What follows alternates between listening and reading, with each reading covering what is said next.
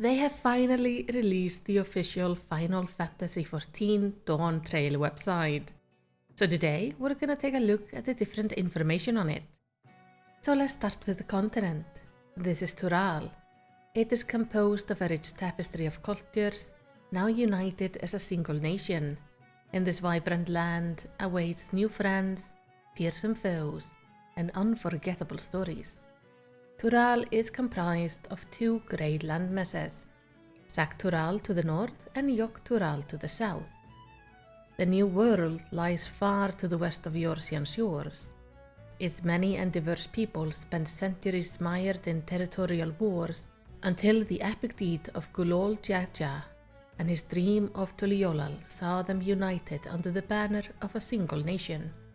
So let's take a look at some of the places there. First is the city of Tuliolal. It marches up the side of a mountain, the path from its coastal harbour to the lofty palace, marked by a profusion of slopes and stairs. Embodying the ideals of the nation with which it shares its name, this ever-bustling metropolis is home to a population drawn from all the lands of Tural. I think Tuliolal is a beautiful city and I am so excited to be there. It's such a difference from what we've had before, and it kinda reminds me of the Horde capital city from Battle of Azeroth, and I found that one to be so pretty as well. And this one is like that, just more in a Final Fantasy XIV style. And it just looks so beautiful and I can't wait to walk around it. Our other city is a complete contrast, and that is Solution 9. We really get very little information about it. But the website says, a city of towering facades constructed by an entirely different civilization than that of Tuliolal. What chain of events could possibly bring you to this strange place? Though my main question is, who in the world built this? I am very excited to look at the city and learn more about it. And then of course they show off some of the new zones. First one is Urkopacha. This mountainous region of Tural is inhabited by two people of vastly different stature. The child-sized Pelupelu and the gargantuan Yu. Such disparities, however, shrink into insignificance before the brooding majesty of Orkors or more, the tallest peak in Tural. I love the aesthetic of this place, and one fun thing is at the moment I am playing through Final Fantasy IX. I am recording my playthrough and I will be releasing it on my second channel, but in that game I just finished playing through the village of Dali, and this area just reminds me so much of it. So I'm very excited to go and look around these areas. Though of course I kinda hope there are less shady things going on there. The next area is Yaktael, or at least I hope that's how it's pronounced. These dense woodlands can be reached by dirigibles that cross the mountain range to the southeast of Tuliolal. The highland are rich in game and settled by the Sabral. The lowland, where the thick canopy blocks the sunlight, are inhabited by the Mamulja, and the region is dotted with naturally occurring wells, known as cenotes, which are formed when water accumulates in sinkholes. But I think this area will become really interesting, especially when we get flying, allowing us to see it from different angles. Because by the description it sounds very vertical, so it will definitely be a really fun place to fly around when we finally can, and a very mysterious one when we first adventure through it. And then we got Kasama Uka. This area looks very distinct, with these stone spires. They have definitely stood out during the trailer. So, to the south of Tuliolal stretches the verdant forest of Kasama Uka. Rivers great and small flow from mountains to the west and pour into the region, creating breathtaking waterfalls. Although the people which inhabit the region resemble goblins and the Vanu Vanu, they have each built unique cultures within this vast wilderness. I just love all of the waterfalls in this area. It is gonna be so pretty. The south part of Tural is just absolutely stunning. The next area is Yalowani, the rain-starved plains of this region, located in central Tural, make for a striking contrast with the verdant surrounding of its larger lakes. The discovery of cerulean deposit in the recent years has brought sweeping change to the area, including the construction of a railroad, even as local people maintain their cultural traditions. And the final area is Heritage Found. In this region overflowing with lightning energies, thick thundercloud blot out the sun, with streaks of purple levin illuminate the land day and night. We don't get a video of this place, but I do have a personal theory. Do you see the big tower in the background? I am positive Solution 9 is standing on top of that tower. But we will have to wait for a few more weeks before I can confirm that. They give us a short introduction to new threats. These are the Barrel Tender and the Eliminator, which we don't get any information about. But then there is Valigaramanda. This legendary beast, held to be the mightiest in all Tural, is possessed of a serpentine body and the wings of a bird. Each time it has embarked upon a rampage, it has inflicted terrible scars upon the land, for which it has come to be dreaded as the Sky Ruin.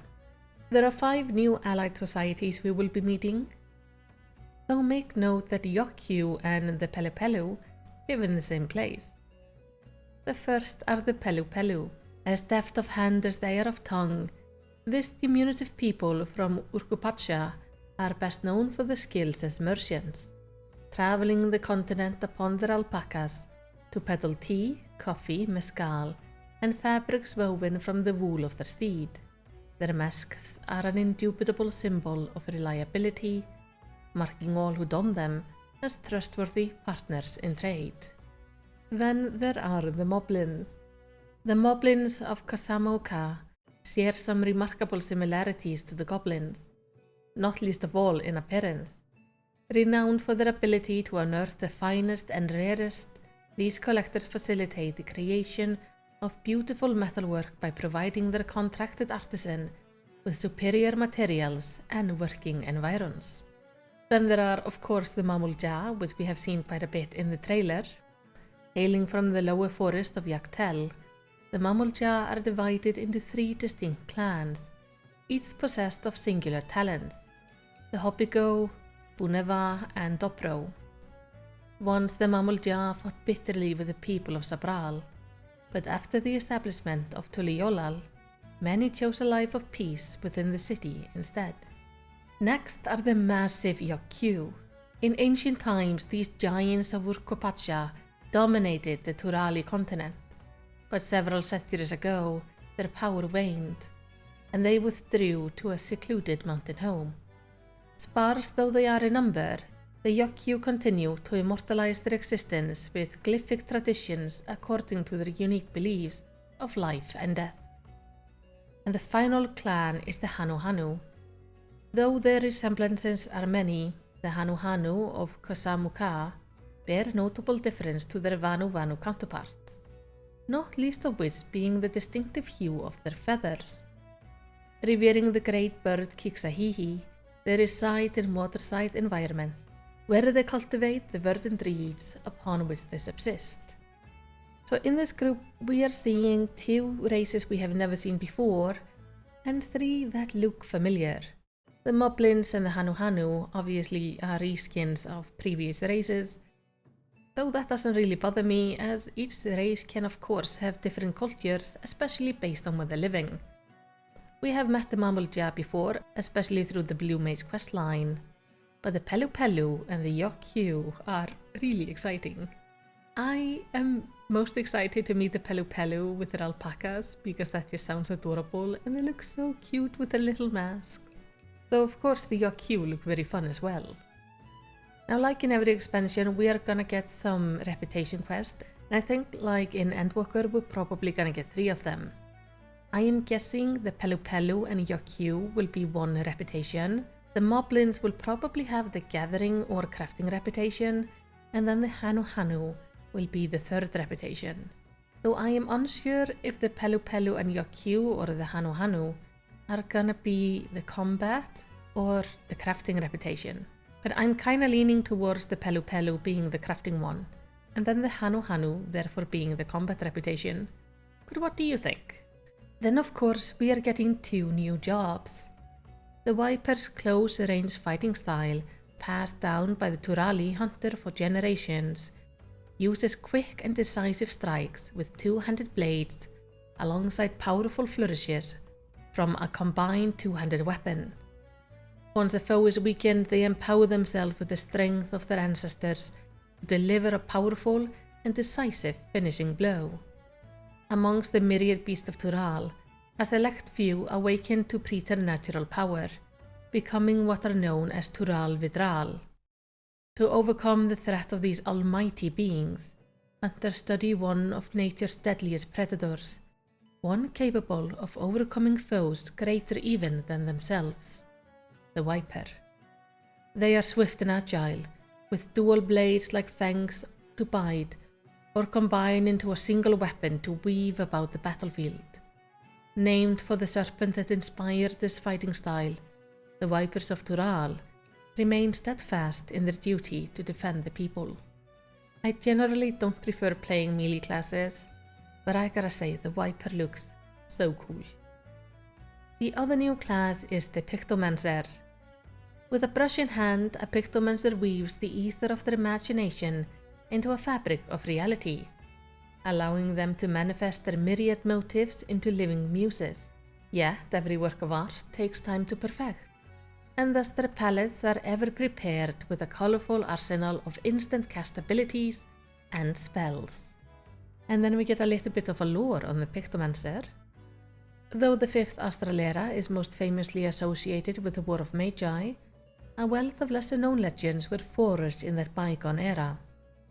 Amongst them is the tale of Archon Realm, an itinerary artist and mage who relinquished her traditional staff for a magic brush. With it, she would render abstract images to life, establishing an entirely new school of magic in doing so. Masters of this arcane discipline follow in the Archon's footstep, wielding vibrant hues of ether to invoke all manner of fantastical beasts.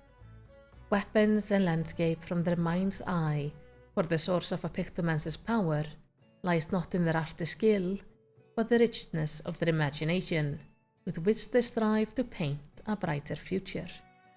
But with the new expansion, we will also be getting some new content. So let's talk about the gameplay. The new Alliance series is named Echoes of Vana'diel, and this will be a crossover raid with Final Fantasy XI. Then the new 8-man raid series is the Arcadian. Here at the Arcadian you will find a grand spectacle unlike any other. The realm's greatest fighters pit fist against fist and magic against magic, putting their lives on the line as crowd howls and clamour, each clash more visceral than the last. Step into the arena if you dare, and either rise to become champion or fall forever in ignominy. So this raid series seems to focus on some sort of an arena that is clearly within Solution 9. This also offers us another view of the city, and just gosh darn, this looks so cool. It kinda looks like Night City has just appeared inside Final Fantasy. The new Ultimate Raid series will be the Eden Raid, known as Futures Rewritten. Like a river, the future winds in boundless ways. A single ripple may alter the course of its flow, and as one ripple leads to another, myriad are the possibilities. So it is in this land, once blighted by the flood of light, where the resistance of many gave way to a morrow blessed by the night sky. If similarly the future wrought by 2 young women were but one of a countless possibilities, what other forms could their morrow have taken? Fascinated by such visions, the minstrelling wanderer weaves a ballad of futures rewritten. We of course will be getting new dungeons. Across the vast continent of Tural, adventurers will face challenging new dungeons, an unprecedented threat, with perils and pitfalls at every turn. It will take a steadfast unity and careful coordination to emerge victorious. And then there is the content I am most excited for, which is the new lifestyle content called Cosmic Exploration, which is an adventure in space. Apparently, our curiosity and creativity will fuel a journey that truly is out of this world. And that is about all the information we have. Obviously, it seems to be some sort of a crafting thing, and it looks like we may be building new places. Also, I might just be weird, but is this meant to be a Hrothgar?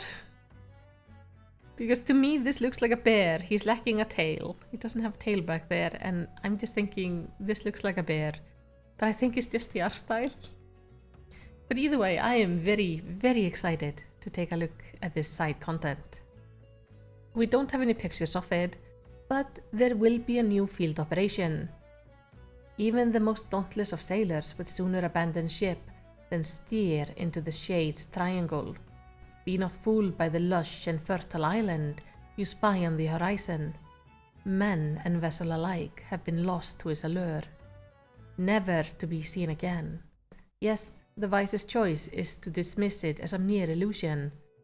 But of course, there are inevitably those who cannot resist the call of adventure. And then we have the new limited job, which is the Beastmaster. They will be capable of taming the wildest creatures and fiercest fiends, because the Beastmaster has an unparalleled affinity with recharges. But at the moment, work still continues on to bring this new limited job to the game. And then of course we have new PvP updates, Unreal Trials, somehow inconceivably further Hildebrand adventures, new variant dungeons, new deep dungeon, Gold Saucer updates, Trials and Blue Mage updates.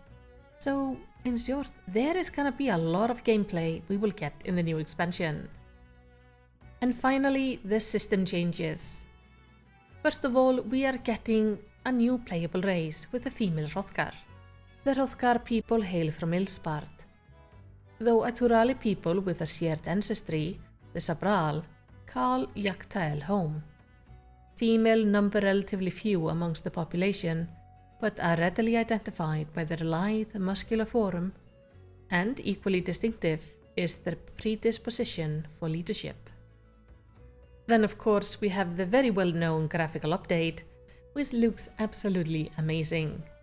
But finally, one thing I am very excited for, and that is the die system.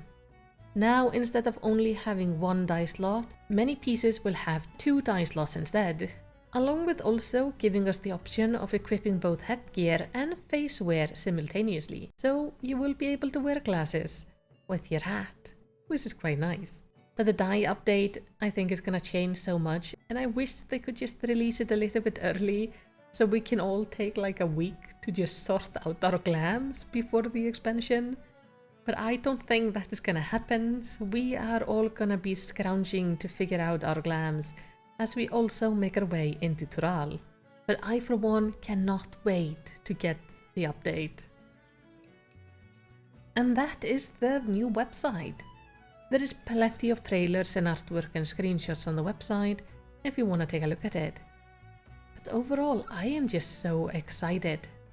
But tell me, what are your thoughts on the upcoming content? Let's talk about it down in the comments. And while you're down there, throw me a commendation by liking and subscribing, and maybe checking out one of the videos on the screen. But for now, all I want to say is tack för att horfa, högðu yndislegan dag.